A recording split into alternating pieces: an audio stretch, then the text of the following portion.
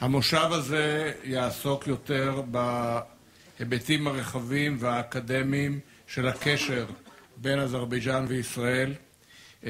ראשון הדוברים הוא דוקטור כמאל מקילי-עליyev, שהוא חוקר בכיר במכון המחקר ללימודים אסטרטגיים בבקו. הוא ידבר בשפה האנגלית. דוקטור עליyev, בבקשה.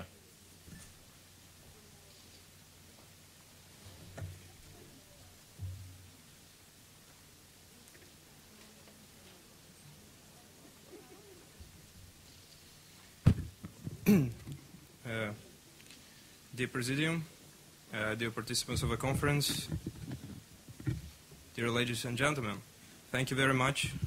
First of all, I would like to thank Israeli people for the opportunity for me to be welcomed here in the holiest of lands and the cradle of civilizations. It's an honor to be here. Well, first of all, I have to articulate that not many states can boast that they have a common history of their respective peoples, but Azerbaijan and Israel can. Thus, this position should be the main determinant in the current strategic relations between our countries. Jewish communities have lived in Azerbaijan since time immemorial. The historians would always argue if it was this century or that century. I would argue that this is a truly friendship that was tested by the centuries. Time has forged the relationships that no one can break, though many envy such relationships between our nations. Jewish communities have always been considered as natural to Azerbaijan. They have never been seen as foreign, and nowadays are equal citizens of the Republic of Azerbaijan, and that we are all proud of these citizens. The representatives of such communities have taken part in the development of our country. They have made an outstanding input into science, culture, healthcare, economy, industry, and many other areas of the contemporary Azerbaijan. Representatives of Jewish communities take part in all spheres of economical, social, cultural, and social-political life of our state, and at the same time contribute to the development of international relations of Azerbaijan.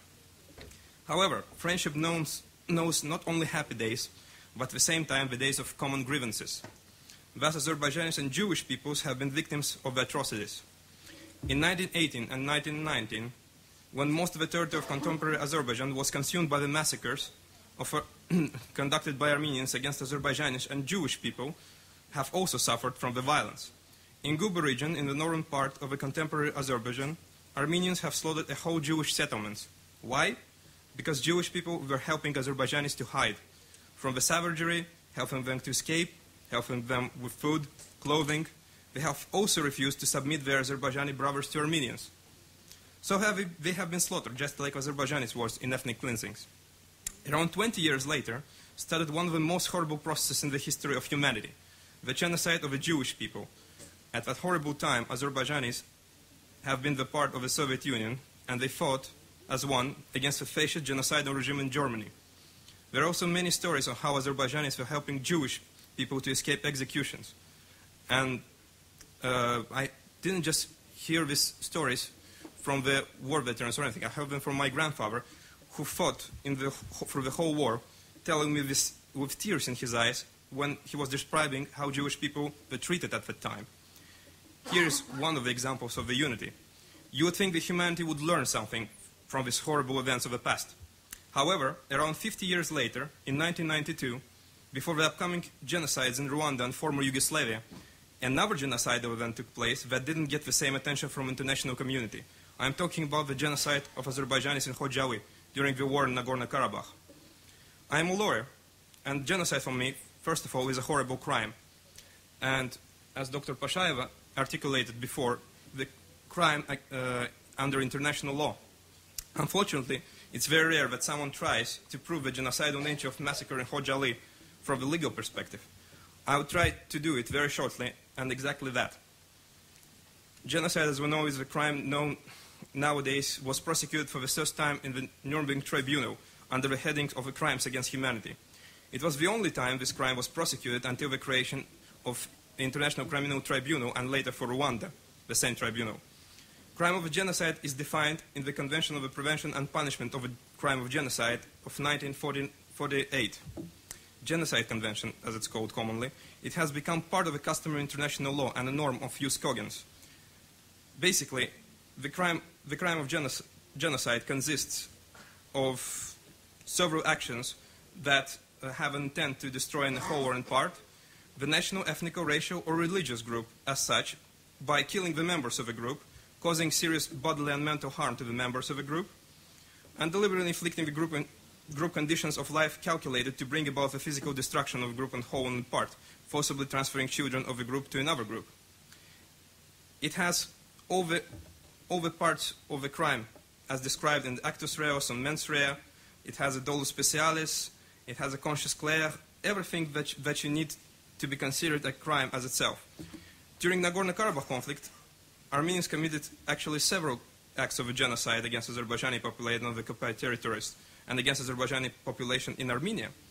These acts were committed with the intention to destroy parts of Azerbaijani national group living in aforementioned territories. Thus, according to the definition of a genocide convention and the Rome Statute, these acts were committed as a genocide of part of an ethnic group. Since January 1988, the Armenians began to implement the policy into the life, so-called Armenia without Turks. The government of Armenia and nationalistic organizations Karabakh and Krunk and the representative or Church of Echmiadzin committed thousands of bloody crimes under the protection of the administration of USSR in the process of forcible deportation of Azerbaijanis from Armenia. As a result of first ethnic cleansings, 185 Azerbaijani settlements were emptied and over 250 Azerbaijanis were compelled to leave their houses. 270 Azerbaijanis were murdered, and 41 of them froze in the mountains when escaping to save their lives. One of the most horrible events of the Nagorno-Karabakh conflict is, of course, the genocide in Khojaly. It's like genocide committed before in Khatun, Lydia, Orador, Yugoslavia, Rwanda. A lot of events reflecting the history of mankind, and especially the genocide of the Jewish people. In early hours of 26 February 1992, the armed forces of Armenia, the armed Armenian militias on Nagorno-Karabakh and Motor Infantry Regiment number 366 of the former Soviet Union, dislocated between Askeran and Hankendi, occupied the town of Khojaly and committed genocide against Azerbaijanis. Preparation for Khojaly attack began in the evening of February 25, when the military equipment of the regiment number 366 began to take positions around the city. The assault of the city began 2 hours by firing tanks, armored cars, and guns with missile Alazan. Khojaly was blocked from the sides, and people tried to escape in Askeran direction.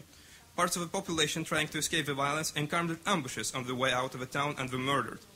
Very soon they understood that it was an ominous trap. The organized nature of extermination of the population of Khojaly was evident from the killing that took place in prepared in advance ambushes and peaceful inhabitants who fled the town in desperation to save their lives.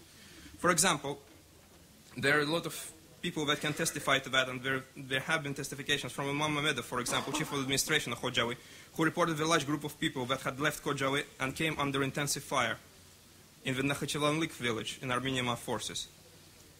2 days Azerbaijani forces couldn't burst through to help the population of Khojaly, and there was also no ability to take away the dead bodies. At the same time, special groups of Armenians in white camouflage cloaks, using helicopters, searched for people in the forest, and groups of people who came out of the forest. They were shot, taken as hostages, subjected to tortures, then killed.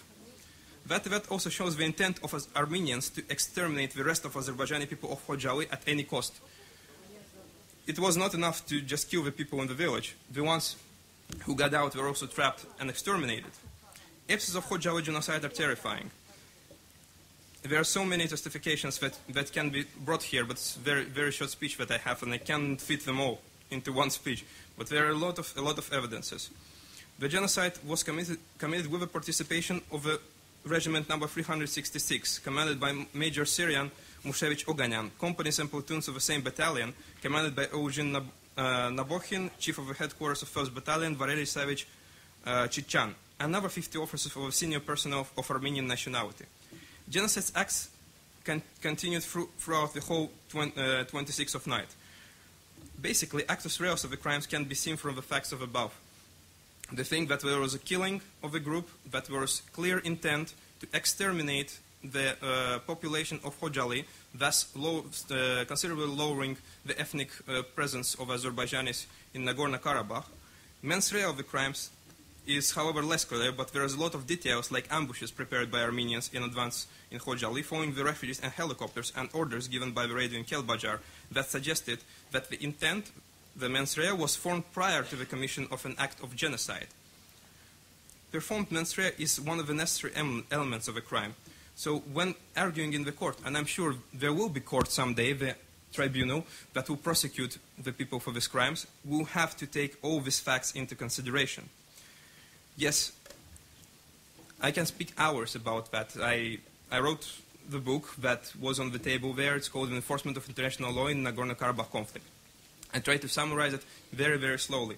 The main thought that I wanted to reach you through this speech is that the suffering that caused both of our people, both Azerbaijanis and Israeli, is grave and permanent. However, both our common history and common tragedies just made us closer to each other.